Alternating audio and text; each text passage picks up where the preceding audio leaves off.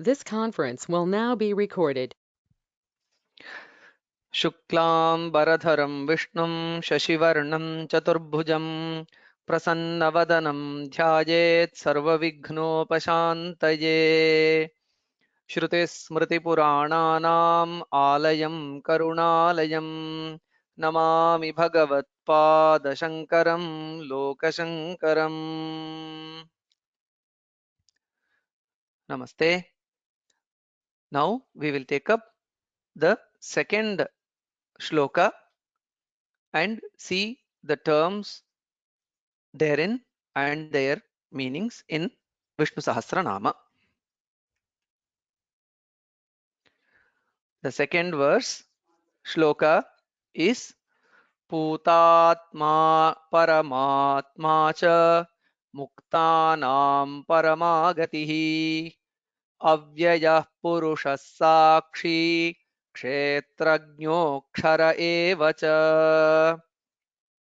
The namas or the names of Bhagavan Vishnu that are there in this verse are as follows: Putatma, Paramatma, Muktanam Paramagatihi, Avyayaha, Purushaha, Sakshi, Kshetrajnaha, Aksharaha. Now we will go into the first term and the Bhashya. Putatma. Acharya says, Putaha Atma Yasya Saha, the pure soul or the pure consciousness. So, Atma is form or nature, Putaha pure. So, whose nature is pure, which is in the form of pure consciousness. So, that is Putatma. For this, a quotation from the Shruti is given by Acharya. Kevalo nirgunascha. So he is alone, Kevalaha, and nirgunaha is bereft of all the impurities and imbalances created by the gunas. It should be noted that in the previous verse, in Bhutakrit, Bhutabhrit, in those two namas, we see that Paramatma taking the support of Sattva-guna, Rajoguna and Tamoguna. So, is he dependent on those gunas? Is he influenced by those gunas? Does he become impure by those gunas? No, he does not become. Bhutakrid ityadibhihi gunatantratvam praptam pratishidyate. So his dependence on the gunas, which might appear from looking at the meaning of Bhutakrit and Bhutabhrit, is being pratishidyate, is rejected by this term Putatma. He is ever pure in the form of pure consciousness. That is the meaning of the term Putatma. Now we move to the second term, Paramatma. Paramascha asau atma cheti Paramatma, the ultimate consciousness. Parama means ultimate and Atma is consciousness. So the ultimate being. Nothing is beyond this Sriman Narayana. Hence he is Paramatma. It is explained his Paramatva, his ultimateness is presented by Acharya as Karya Karana Vilakshanaha Nitya Shuddha Buddha Mukta Swabhavaha. What is his ultimateness? Is he is not within the chain of cause and effect, and he is eternally pure, Nitya Shuddha, Nitya Buddha, always enlightened, and Nitya Mukta, in the sense he is always liberated. This is his Swabhava, and this is what is his ultimateness. This is Paramatma. The third component, Muktanam Paramagatihi. Here it is to be noted that it is in the form of group of three words. Unlike other nama like Paramatma, Bhutatma, here three independent words together constitute the essence of this nama. Muktanam Parama Gatihi. So, what is the explanation to this given by Acharya Shankaracharya? Muktanam Parama Prakrishta Gatihi Gantavya Devata Punaravritya Sambhavat Tadgatasya. For those desirous of liberation, Muktanam, though it has to be Mumukshunam, that sense that Muktanam is the word Muktanam itself conveys, in the sense whoever is desirous of liberation becomes liberated if he is devoted to Lord Vishnu. That is assured. So probably it is with that sense that Acharya is using the term Muktanam. So for those desirous of liberation, Parama Prakrishta Gatihi, Lord Narayana is the ultimate destination. So Gatihi means destination. He is the highest divinity. Gantavya Devata, the one to whom surrender has to be made. Pranipatti, Pranidhana has to be made. Why? He is the ultimate source of refuge. Punaravritya Sambhavat Tadgatasya. Because the one who attains devotion, or the one who attains, or the one who surrenders in that divinity, is not born again. Punaravritya Sambhavat. Hence, those desirous of liberation, he is the ultimate refuge. Paramagatihi Muktanam. So this is the third nama in the second verse. Now the fourth uh, thing. Fourth, before going to the fourth nama, we here see that Acharya quotes from Bhagavad Gita to substantiate this explanation mukta, or this expression muktanam paramagati mamupetyatu kaunteya punarjanma na vidyate. It was stated in the commentary punaravritya sambhavat. There is no rebirth again for the ones who have taken refuge in Paramatma. So the same thing is presented in Bhagavad Gita also. Mamupetyatu kaunteya. Kaunteya, O son of Kunti, mamupetya, those who attain me, those who surrender to me, punarjanmana vidyate. There is no rebirth for them. So this is the third term. Now the fourth term in the second verse is Avyayaha. न अस्य व्ययः विनाशः विकारः वा विद्यते इति अव्ययः. So the one who does not have destruction or vikara, mutation, is called as avyaya. So vinasha is destruction, vikara is mutation or change. So the one who is bereft of destruction, who is never destroyed, who is eternal, and vikara, mutation, change, changeless, the changeless, uh, steady, eternal entity is avyaya, and that is Paramatman. Ajaraha, Amaraha, Avyayaha iti Shrutihi. The one without birth, Amara, Ajaraha, the one who is not destroyed. Ajaraha refers to the one who does not attain old age. This indicates absence of change. Vikara, absence of vikara. Amaraha is the one who is bereft of, or one who is free from death. So this indicates absence of vinasha or destruction. So he is avyaya. So the one who does not change and the one who is not destroyed by death, he is avyaya, which is authenticated by this Shruti Vakya. This is the fourth nama. Now comes the fifth term Purusha, to which lots of interpretations are given by Acharya Shankara. Puram, the first one. Puram Shariram Tasmin Shete Iti Purushah. The body is Puram. Puram refers to city. The body is the city. Tasmin Shete Iti Purushah. The one who resides in this Puram, called as the body, is Purusha. So the one who resides in this city called the body is called as Purusha Atma.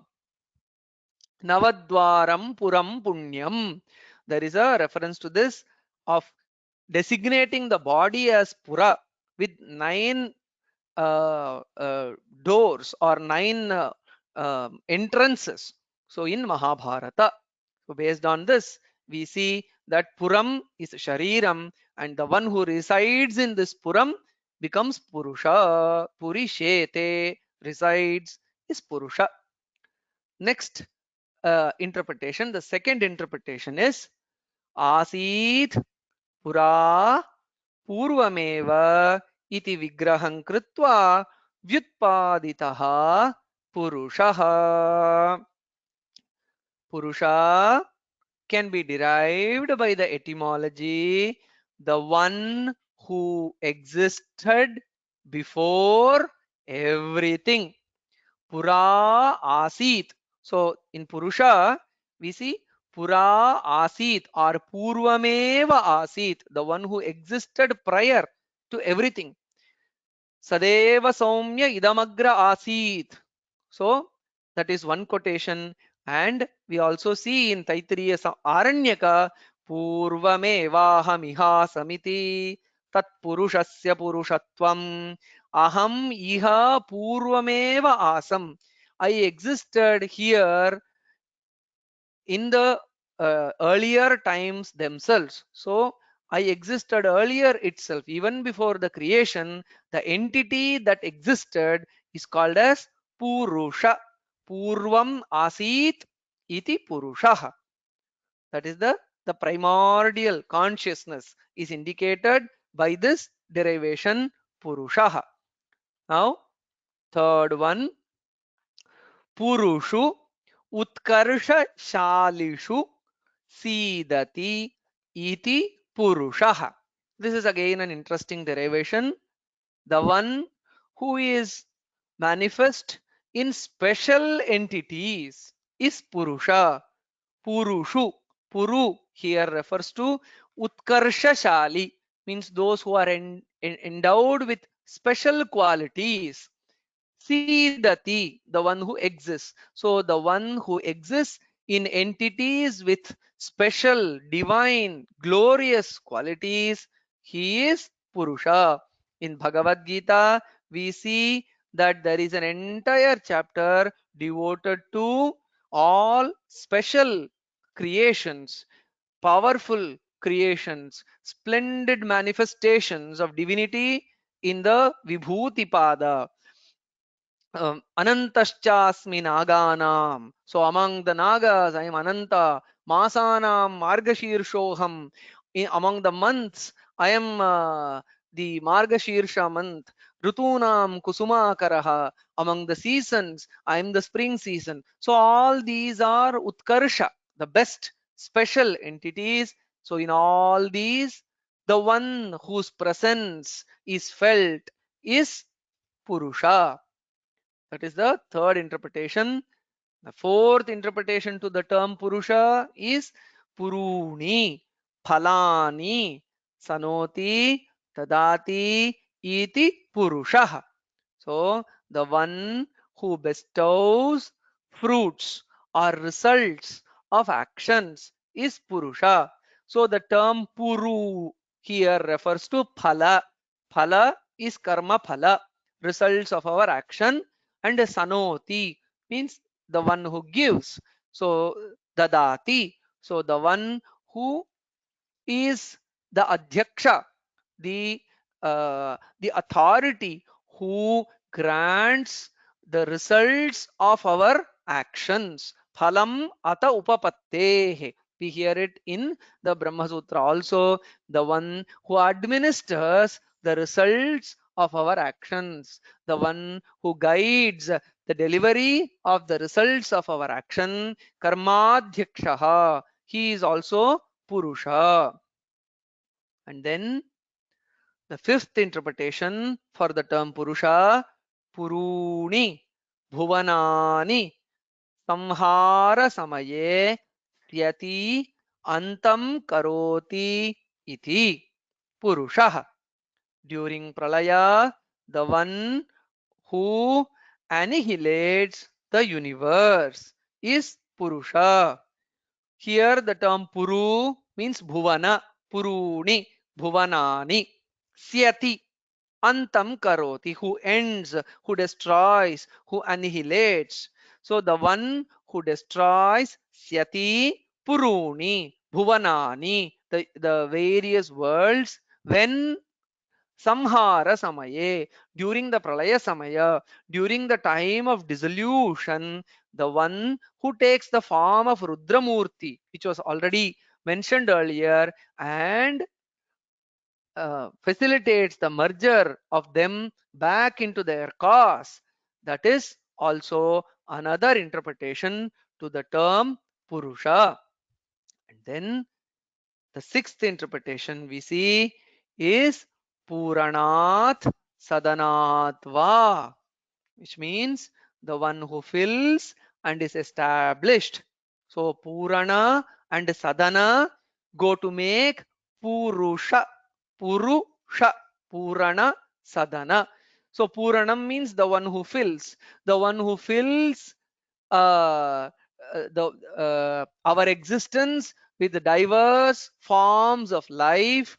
He is the Puru aspect, and Sadhana means who is established within those that have been created. So the one who creates and who enters into his, who becomes immanent into his creation, becomes Antaryami into the creation, he is also Purusha.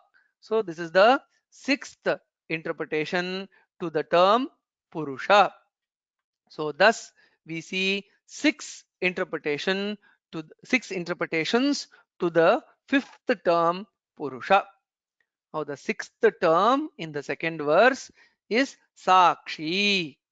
Sakshat Avyavadhanena Swarupa Bodhena Ikshate Pashyati Sarvam Iti Sakshi.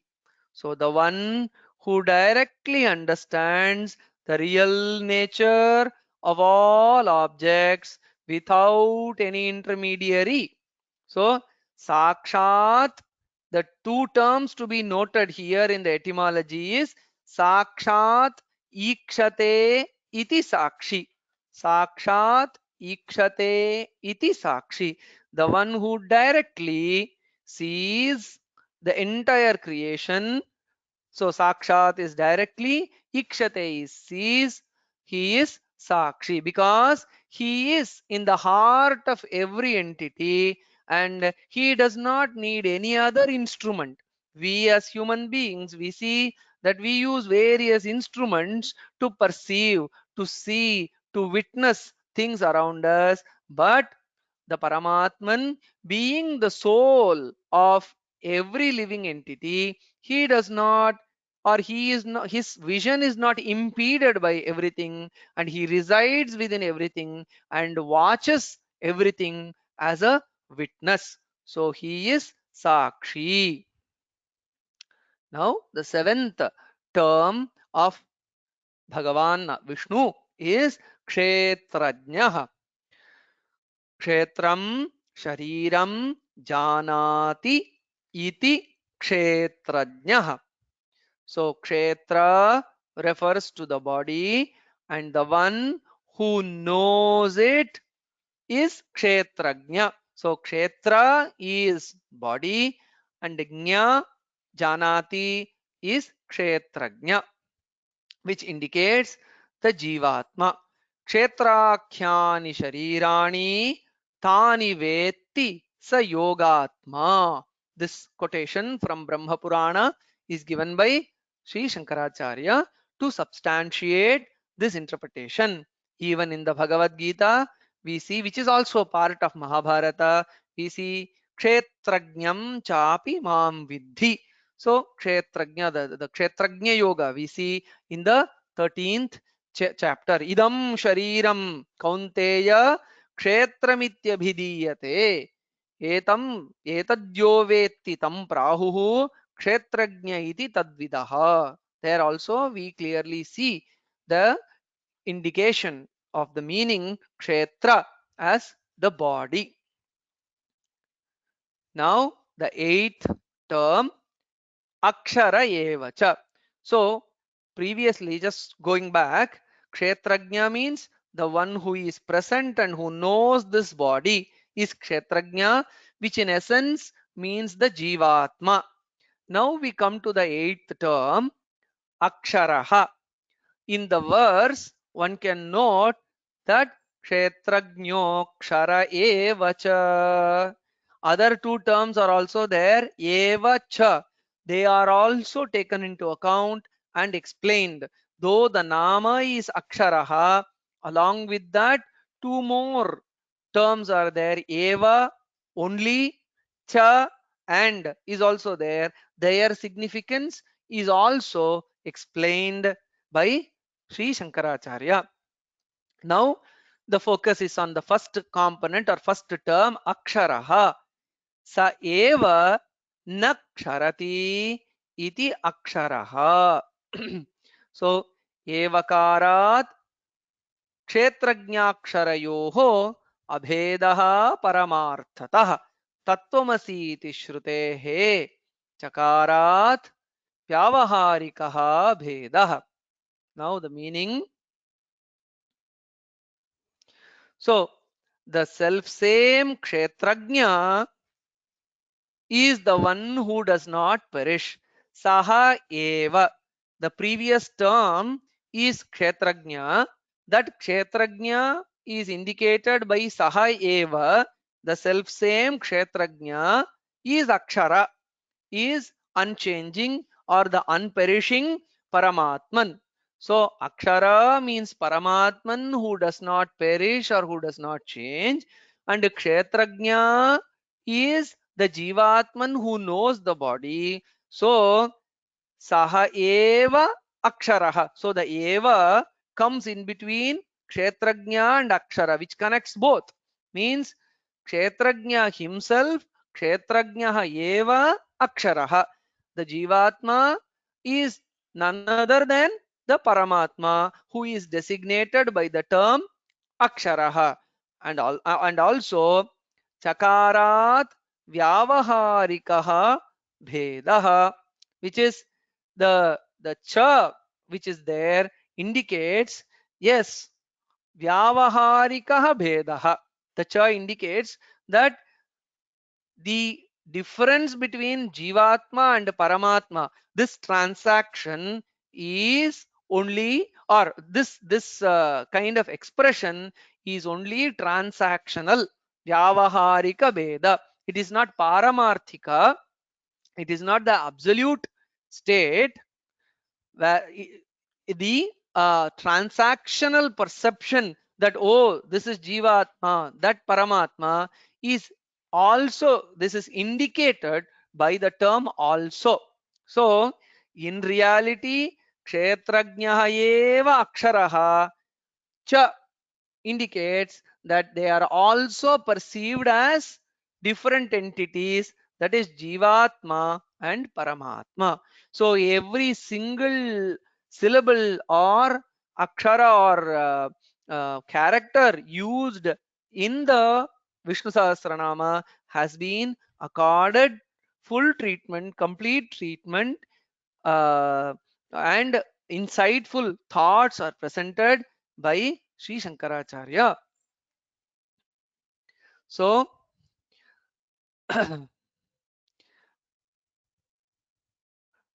thus ends the discussion on of the meaning of the terms on the second verse. Om Tat Sat Shri Krishnarpanamastu.